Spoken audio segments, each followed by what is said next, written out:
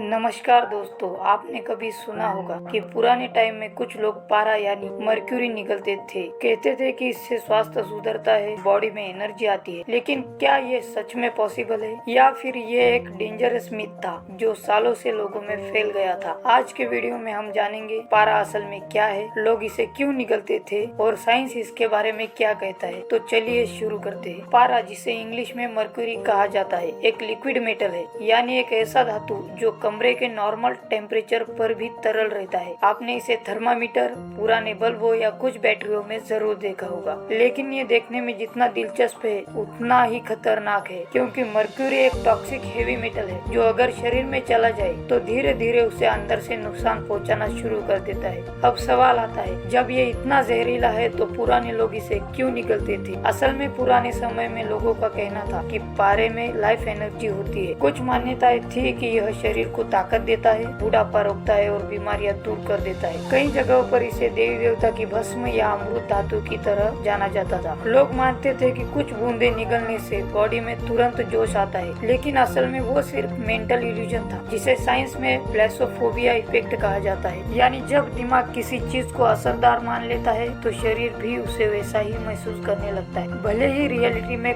कोई असर न हो। अब बात करते हैं, क्या पारा आयुर्वेद में भी किया जाता था? तो इसका जवाब है जी हाँ। रस विद्या या रस शास्त्र नाम की एक प्राचीन विद्या है जहाँ पारद योग यानी प्यूरिफाइड मर्क्यूरी का जिक्र मिलता है। लेकिन वहाँ जो पारा यूज होता है वो कई बार शुद्धिकरण की प्रक्रिया यानी प्यूरिफिकेशन प्रोसेस कई धातुओं और औषधियों के साथ मिलाकर उसे न्यूट्रलाइज किया जाता है। इस प्रोसेस के बाद ही वो औषधियों में यूज किया जाता है, वो भी बहुत कम मात्रा में और डॉक्टर की निगरानी में। सीधे बोतल से निकाला गया पारा वो नहीं, पॉइजन है। मॉडर्न साइंस के मुताबिक मर्क्यूरी एक स्लो पॉइजन है। अगर ये शरीर में चला जाए तो खून में मिलकर ब्रेन, आपका लिवर, किडनी और नर्वस सिस्टम को नुकसान पहुंचाता है। लंबे समय तक इसका असर ऐसे दिखता है: हाथ कांपना, याददाश्त कम होना, बोलने में दिक्कत, चिड़चिड़ापन और कमजोर। कई केसों में किडनी फेलियर तक हो जाता है। वर्ल्ड हेल्थ ऑर्गेनाइजेशन यानी WHO ने साफ कहा है कि मर्क्यूरी किसी भी रूप में सेफ नहीं है, चाहे वो निगलना हो,